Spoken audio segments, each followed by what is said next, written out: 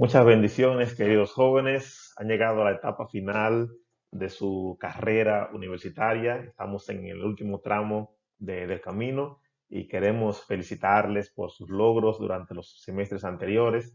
Este es un pequeño tutorial en el cual queremos repasar algunos detallitos que ya fueron vistos en la reunión del lunes 18 de mayo. Y en el caso de aquellos que no estuvieron presentes, se van a beneficiar mucho, y también los que ya estuvieron van a poder repasar y comprender mejor algunas de las cosas que el pastor Martínez y su servidor compartimos con ustedes.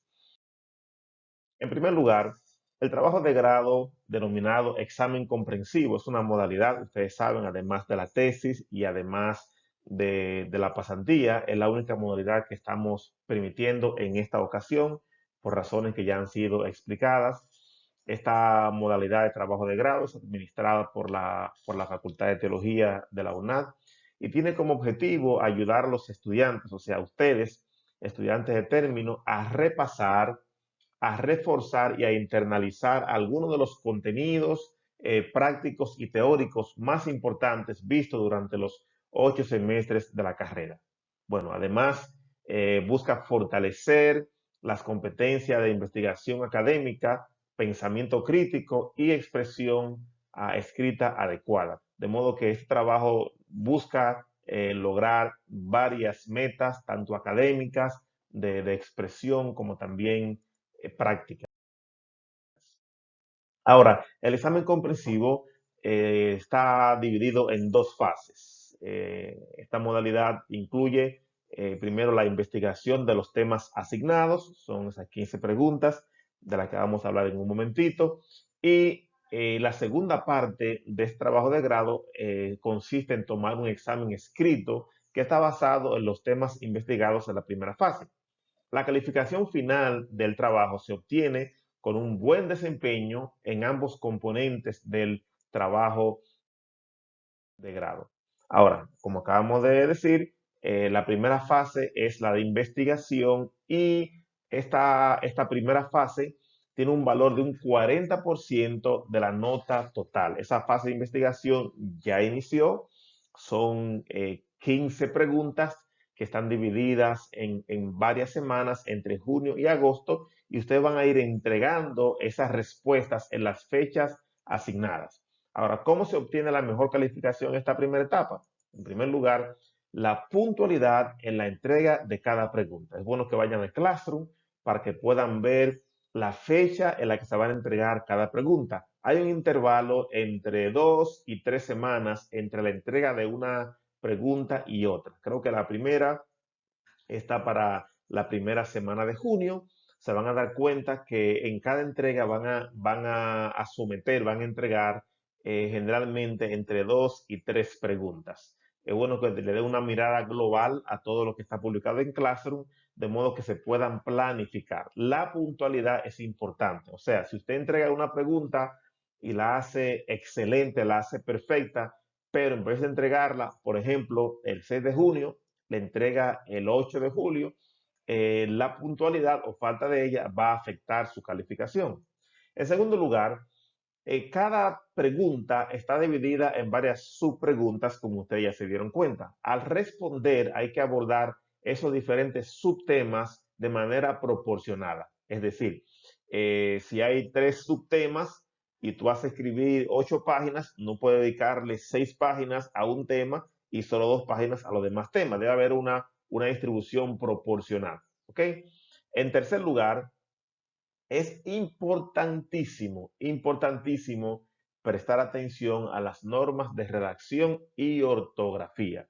Como ya se dieron cuenta y como se anunció al comienzo de este pequeño tutorial, lo primero que enfatizamos es que el examen comprensivo tiene como unos objetivos mejorar, fortalecer la expresión escrita. De manera que es imprescindible que puedan escribir respetando las reglas de redacción y ortografía. Eso es simplemente fundamental. En cuarto lugar, eh, ustedes van a tener la oportunidad de sustentar sus respuestas con diferentes fuentes, ¿no?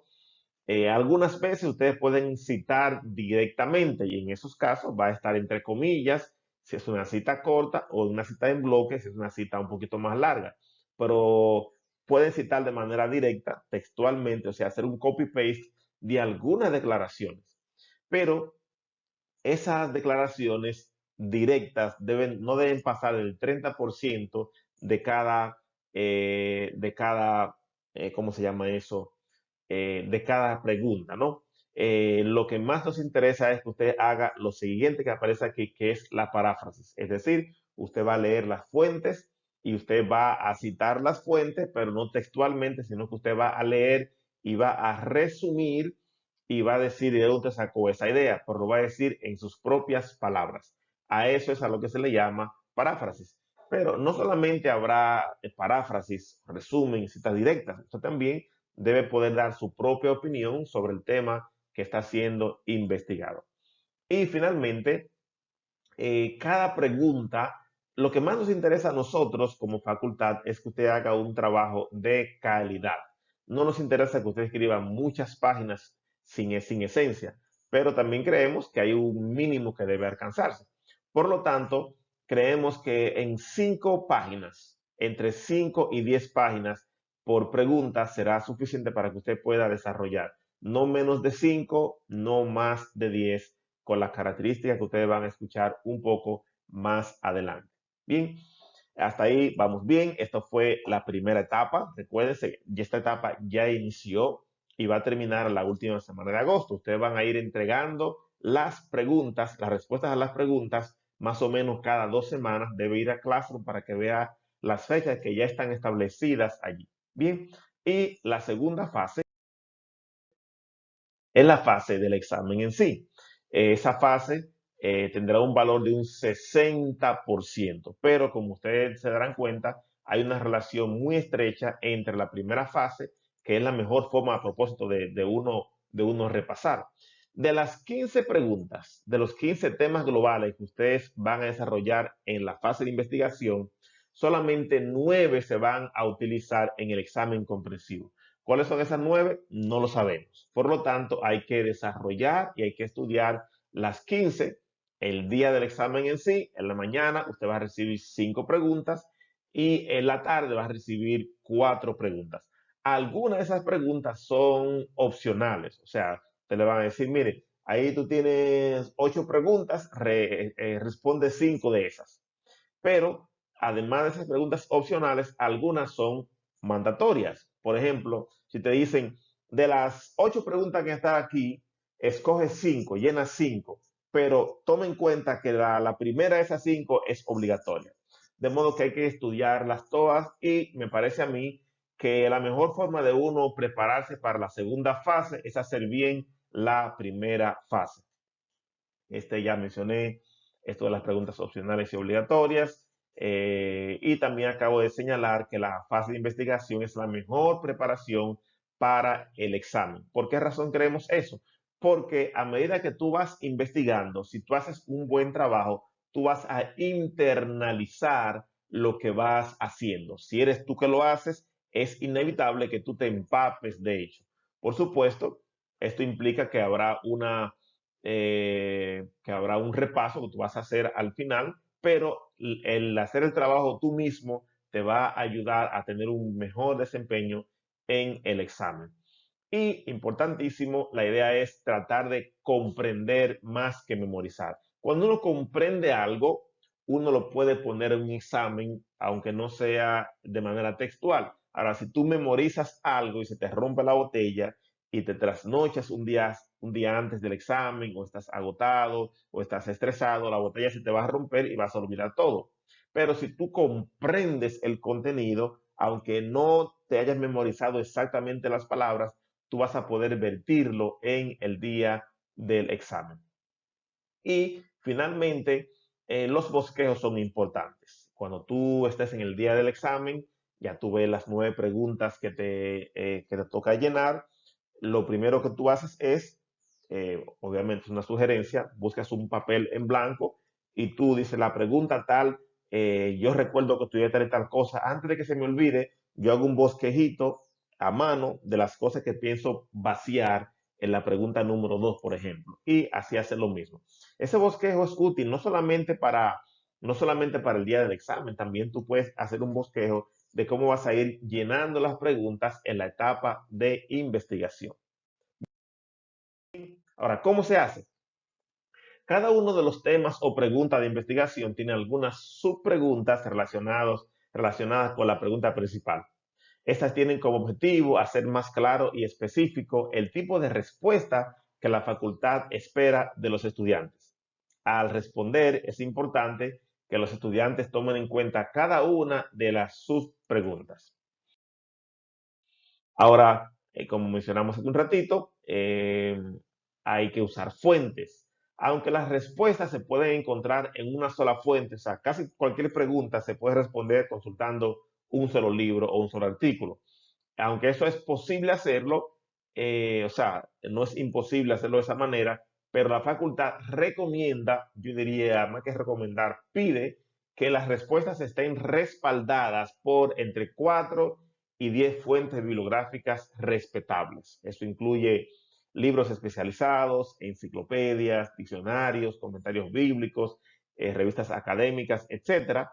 Como ya se dieron cuenta, ya hemos colgado allí en el Classroom varios materiales que pueden ser de utilidad para la mayoría de las preguntas. Ustedes pueden consultar otras fuentes. Está la Biblioteca Virtual Adventista, para la cual ustedes tienen acceso, donde pueden conseguir allí también materiales adicionales. Entonces, la idea de que no se saque todo de una sola fuente es motivarlos a investigar, pero hay que ser equilibrado. Algunos pueden tener la tentación de hacer todo en dos fuentes y otros pueden querer, yo he tenido estudiantes que tratan de impresionar, no sé si al maestro, y ponen una cantidad exagerada e innecesaria de fuentes. Por eso estamos diciendo que en cada pregunta hay que utilizar un mínimo de 4 fuentes bibliográficas y un máximo de 10, no más de allí. Eso dará al estudiante la oportunidad de demostrar su capacidad de comprensión, de análisis y evaluación de los materiales consultados. Aunque el estudiante puede citar textualmente los materiales consultados, como dijimos hace un ratito, estas citas directas no deben constituir más del 30% de su respuesta. En otras palabras, digamos que tú vas a hacer, supongamos, vas a hacer 9 páginas en una respuesta determinada. No puede haber más de 3 páginas en total, o sea, el equivalente de 3 páginas en citas directas. La idea es reducir la posibilidad de que algunos quieran solamente hacer un copy-paste de lo que otros han dicho. Es importante que recuerde la diferencia entre una cita directa y una cita indirecta. He tenido estudiantes en el pasado lejano que ellos entienden que una cita directa es darle un copy-paste, copiar y pegar una cita y quitar las comillas y eso ya es indirecta. No, no, no. Una cita indirecta es cuando tú resumes, cuando tú interpretas, cuando tú dices en tus propias palabras lo que un autor dijo. Aunque seas tú que hagas el resumen, como la idea esencial vino de otra fuente, obviamente tú tienes que darle crédito a esa otra fuente. El ideal es que los alumnos muestren su capacidad de resumir y parafrasear las ideas de los autores consultados. Lo que viene a continuación está en relación con lo que hemos dicho hasta ahora. Para citar correctamente las fuentes que tú consultes, debes seguir el estilo Turabian. Recuerda que hay dos estilos principales en el mundo académico, el estilo APA y el estilo Turabian. En teología utilizamos el estilo Turabian, que está contenido en el libro Manual de Investigación Teológica, que ya fue colgado allí en el Classroom, y los que tomaron la clase de investigación conmigo saben que les pedimos que lo compraran, así que ustedes tienen el libro ya original con ustedes y también lo tienen en PDF. Eh, para asuntos de formato y redacción, yo recomiendo que ustedes repasen los capítulos del 13 al 18 porque tienen directrices muy prácticas. Este texto también contiene consejos útiles de redacción, como ustedes se van a dar cuenta eh, especialmente los capítulos 17 y 20. Y deben recordar, para que no se le vaya demasiado tiempo bregando con formato de pie de página, yo les recomiendo utilizar alguna forma automatizada. Por ejemplo, está Zotero, que es una aplicación gratuita. que usted puede introducir allí los datos de la fuente que usted va a utilizar y luego usted los llama y se le va a aparecer en la nota de pie de página en el formato correcto. También está EndNote, que es el que yo utilizo. Es una herramienta pagada, pero funciona básicamente igual que Zotero. Y también Microsoft Word tiene una opción integrada para usted introducir los datos bibliográficos y de modo que le aparezca allí la nota de pie de página en el formato adecuado. Usted recuerda que un libro, una enciclopedia, un artículo académico, un artículo de divulgación se citan de manera distinta. Por esa razón es importante que usted vaya trabajando siguiendo el manual de investigación teológica y para facilitarse la vida, que usted instale desde ahora Zotero o EndNote o identifique, aprenda a utilizar cómo funciona la opción de notas de pie de página en Microsoft Word. Bien, estamos avanzando. Ya solo quedan unas cuantas diapositivas. El trabajo de investigación consiste en dar respuesta a las 15 preguntas o temas de investigación siguiendo las instrucciones de formato ya mencionadas. Las respuestas serán redactadas siguiendo las reglas básicas de ortografía y gramática de la lengua española. Cada respuesta, como mencionamos antes, tendrá un mínimo de 5 páginas y un máximo de 10 páginas. Cada página debe estar enumerada en la parte central del margen inferior. ¿Ok? La redacción debe caracterizarse por un lenguaje claro, sencillo y académico a la vez. Nada de un lenguaje rebuscado. Ahora, si hay una cita directa, tú no puedes cambiar las palabras del autor que está citando. Pero nuestro propósito es que ustedes fortalezcan su capacidad de comunicarse de una manera clara y sencilla, pero académica a la vez, que no son asuntos que se contradicen. El documento con la respuesta debe ser escrito a espacio doble en Times New Roman número 12 y justificado. Y las notas de pie de página deben aparecer en el mismo tipo de fuentes, o sea, Times New Roman, pero número 10. Y no tienen que hacer hoja de presentación. Eso no es necesario. Bien, la Facultad de Teología promueve el espíritu de colaboración y el trabajo en equipo. Esto ya se dijo en la reunión.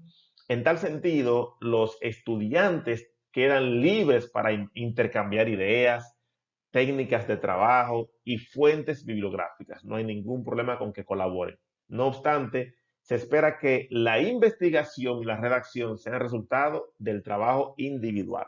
Es decir, yo puedo compartir, Misael puede compartir fuentes con Berigüete, Ángel Troncoso puede compartir fuentes con Michael o con Cándido, pueden compartir ideas que les ha funcionado para estudiar, pero el trabajo de investigación en sí, esa parte es individual. Esto facilitará que cada alumno pueda internalizar los contenidos de modo que el día del examen escrito le resulte mucho más fácil verter las respuestas. En otras palabras, si yo soy que hago mi propio trabajo, el día del examen me va a ir mejor, porque yo fui quien lo hizo y mientras lo iba haciendo, iba internalizando esos contenidos. Bien, recuerden dar el crédito correspondiente, esto lo mencionamos ya. Siempre que se vaya a expresar una idea que se haya encontrado en cualquier tipo de fuente, se debe dar crédito al autor de dicha fuente. Eso incluye las citas directas y las citas indirectas. ¿Okay? El capítulo 15 del libro mencionado le ofrece una excelente guía sobre la lectura, la evaluación y apuntes durante el proceso de investigación. Fechas de entrega, esto es importantísimo. Estamos aquí lloviendo sobre mojado. Aunque se darán instrucciones detalladas más adelante, bueno, ya realmente se dieron, están en el Classroom, se recuerda que el examen comprensivo será el jueves 9 de septiembre, el examen en sí. Pero los trabajos de investigación deben ser enviados en Word y en PDF en las fechas indicadas entre junio y agosto. Es decir, el examen será en septiembre, pero todo el trabajo de investigación no tiene una sola fecha de entrega. En el pasado poníamos una sola fecha y los alumnos lo entregaban todos juntos. Ahora no.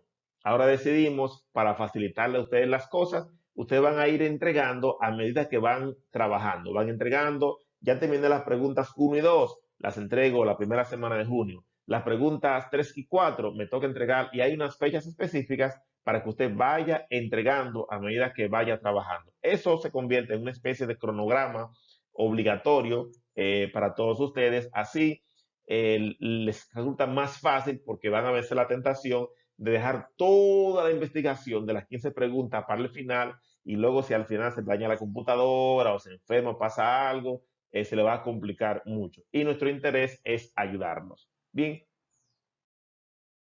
cronograma. Siendo que el tiempo es muy limitado y que se espera un buen desempeño de cada alumno, recomendamos que cada uno diseñe un cronograma de actividades que contenga objetivos a corto, mediano y largo plazo.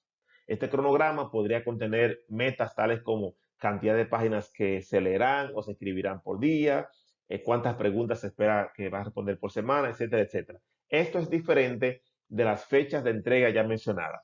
En otras palabras, digamos que las primeras dos preguntas deben ser entregadas el 6 de junio, pero tú puedes hacerte un cronograma interno diciendo, bueno, voy a dividir los días que tengo entre ahora y junio de tal manera. Voy a investigar tantas horas por día, voy a escribir tantas páginas por día, de tal manera que cuando llegue la fecha ya todo esté listo para entregar. Ese cronograma ustedes deben hacerlo de manera personal y pueden compartirlo con la novia o con la esposa o con alguien a quien tú escuches, a quien tú respetes, que te pueda pedir cuentas, que te diga, fulano, ¿cómo va el cronograma? Según esto, tienes que escribir tantas páginas hoy, tienes que leer tantas páginas hoy, ¿cómo va ese proceso?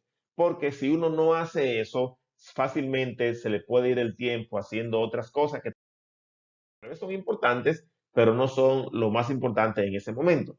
Por eso, este plan de trabajo solo será de utilidad si se respeta cada día este programa mencionado. Para eso es necesario entregar una copia de dicho plan a una persona de confianza, como acabamos de mencionar. Allí está.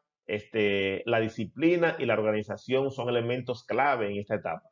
Algunos podría ayudarles a levantarse en la madrugada, trabajar por lo menos 5 horas al día con la menor interrupción posible, desconectado de las redes sociales. En el caso mío, cuando yo tengo un trabajo importante que hacer, me acuesto temprano, me levanto a las 4 o a las 5 y trabajo 3 o 4 horas en la madrugada. Así fue como surgió ese libro que ustedes conocen titulado ¿Qué haces aquí?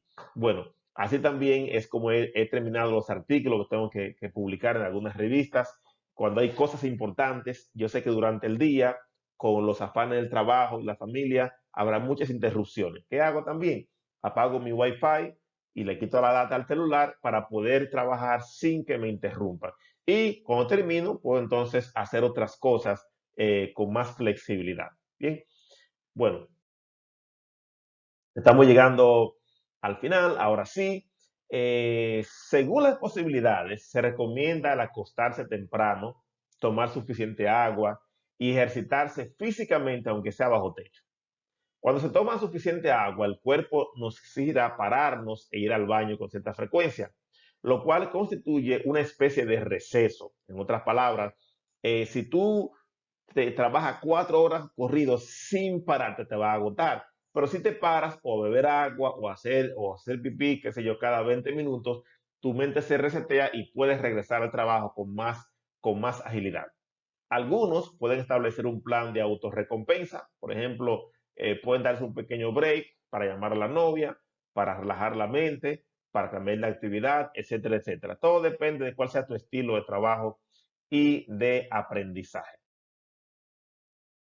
Recuerden, por favor, que lo que hemos dicho hasta aquí son sugerencias. Bueno, casi todas sugerencias, algunas no son sugerencias.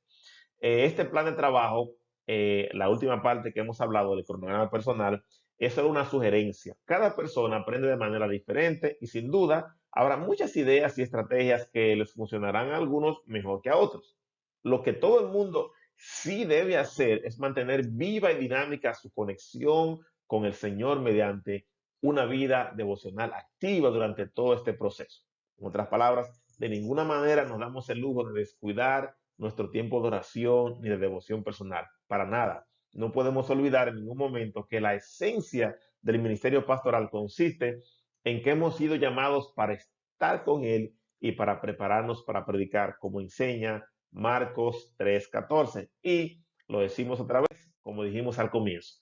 Muchas felicidades por llegar a la etapa final de este viaje. Estamos seguros que el Señor los ayudará.